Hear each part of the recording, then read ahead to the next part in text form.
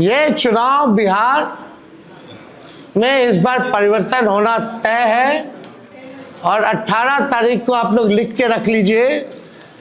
हम लोग ओथ के लिए जाएंगे और नौकरी वाली सरकार आने वाली है। नौकरी वाली सरकार आएगी और कलम राज स्थापित करेंगे हम लोग। नमस्कार, पॉलिटिक्स में आप सबों का स्वागत है। और आज हम पॉलिटिक्स में बात तेजस्वी के उस दावे की कर रहे हैं जिसके सहारे वो 18 को शपथ ग्रहण लेने की बात कर रहे हैं। क्या है उस दावे का सच? क्योंकि उनके उस प्रेस कॉन्फ्रेंस के बाद उस दावे की तफसीस मैंने भी की। भाई आखिर तेजस्वी इस तरीके का बयान क्यों दिया उन्होंने?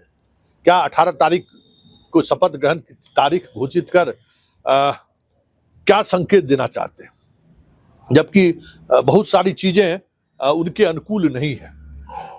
तो बहुत जो उनके आसपास रहने वाले लोग हैं, आरजेडी पर खास फोकस रखने वाले पत्रकार हैं या बाकी जो उनके समर्थक हैं, बहुत सारे लोगों से हमने बात की कि आखिर ये इनपुट है कि वो सरकार बना रहे हैं या फिर कुछ और बात है। तो दो तीन बातें जो मुझे समझ में आई। पहला तो ये कि इसके सहारे पदाधिकारियों के बीच एक दहशत कहिए या फिर अगर आप इधर उधर करेंगे तो सोच लीजिए सरकार हमारी बनने वाली है। तो एक मनोवैज्ञानिक वार जिसको कहते हैं ना, साइकोलॉजिकल वार अधिकारियों के बीच, वो कहीं ना कहीं देने की कोशिश उन्होंने की है। साथ ही अपने समर्थक, अपने पार्टी के कार्यकर्ताओं को का इस एग्जिट पोल के बाद मनोबल गिरे नहीं, इसको लेकर भी इस तरीके की रणनीति पॉलिटिकल पार्टी के लोग अपनाते हैं।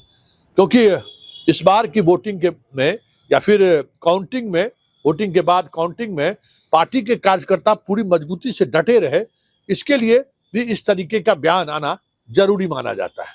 क्योंकि एग्जिट पोल से वाकई में उनके समर्थक निराश हैं। तो निराश समर्थकों में ऊर्जा भरने के लिए या उसे चार्ज करने के लिए इस तरीके के बयान पॉलिटिकल पार्टी के लोग देते हैं। नेता पर भरोसा होता है इस तरीके के बयान से, कह रहे चलो हमारी सरकार बन रही है। 18 को तेजस्वी जी खुद कह रहे हैं कि हम शपथ ले रहे हैं। तो एक पदाधिकारियों पर साइकोलॉजिकल वार और दूसरा अपने कार्यकर्ताओं का जो मनोबल गिर रहा है एग्जिट पोल के बाद, उसके मनोबल को बनाए रखना चाहते हैं। तो दो ये बड़ी वजह है।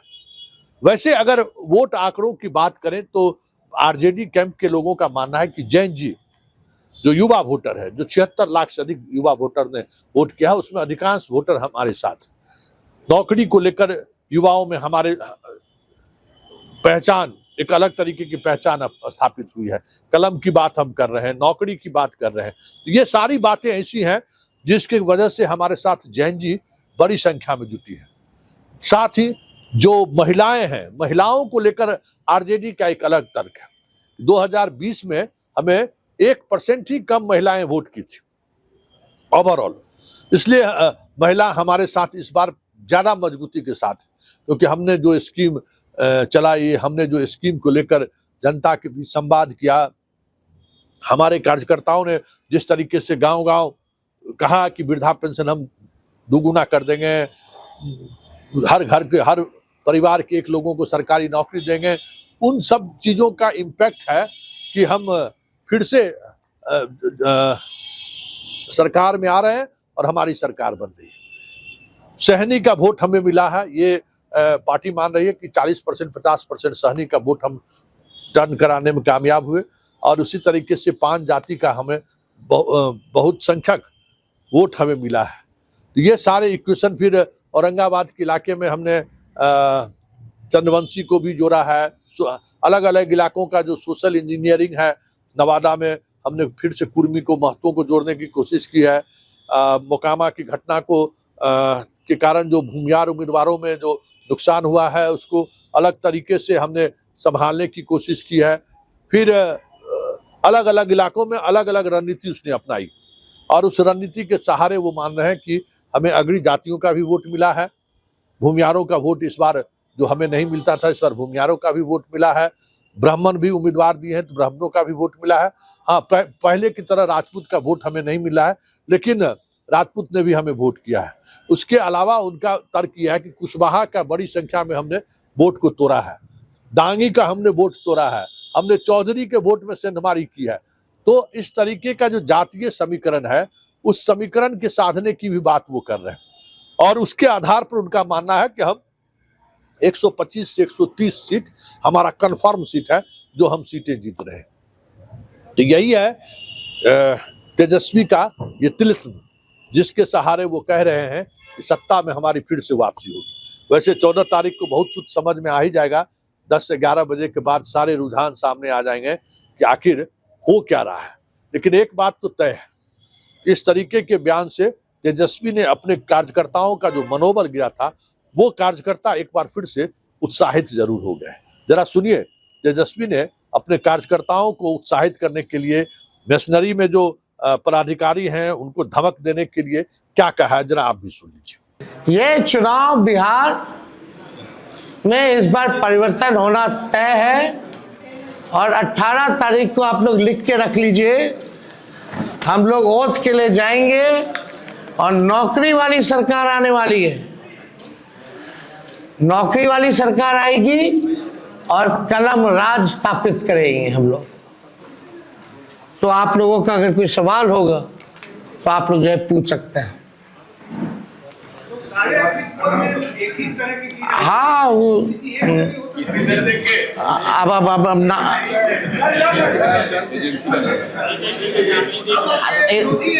आप कौन सी एजेंसी आई है? नहीं ना, वो पता है आपको क्या मेथोडोलॉजी है, सैंपल साइज क्या है। और वही सारे तो बंगाल भी जिता रहे थे, घुसपैठिया ला रहे थे। आपका चैनल तो और घुसपैठिया ले आया था। बताइए कितना घुसपैठिया आया। आप लाहौर कब्जा करवाए थे कि कराची? तो सब वही कर रहे थे, देखा देखी सब कर रहे हैं।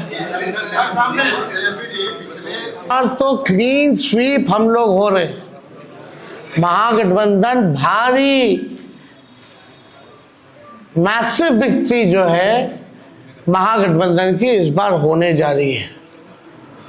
ये काउंटिंग को प्रोसेस को स्लो कराएं या जिला हेडक्वार्टर में ये लोग फ्लैग मार्च कराएं, लेकिन हमारे लोग अब डरेंगे नहीं, वोट चोरी रोकेंगे और लोकतंत्र की रक्षा करेंगे, चाहे जो कुर्बानी देना पड़ेगा।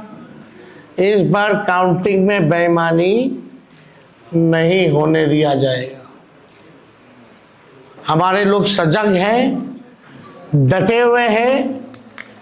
एक एक वोट जब तक पोल नहीं पड़ा, लोग जो है खड़े थे बूथों पर और बौखलाहट टेढ़ी खेमे में भारी दिखी। इसलिए हम लोग जो लोकतंत्र की जननी जो बिहार में है, बिहार लोकतंत्र की जननी है और लोकतंत्र को यहाँ से मिटने हम लोग नहीं देंगे। ये सर्वे तो भैया झारखंड हरा रहा था, बंगाल हरा रहा था। ये वही गोदी मीडिया का जो एजेंसी है। और हाँ, 24 में ये लोग कह रहे थे कि 400 पार, कहीं गोदी महान टीटीएम करने वाले चैनल जो है मोदी जी का 400 पहुंचा दिया गया था। कहाँ आके गिरे वो किसी को पता ही नहीं। तो ये मनोवैज्ञानिक तौर पे ये जो है लोग दबाव जो है अधिकारियों पर डालना चाहते हैं।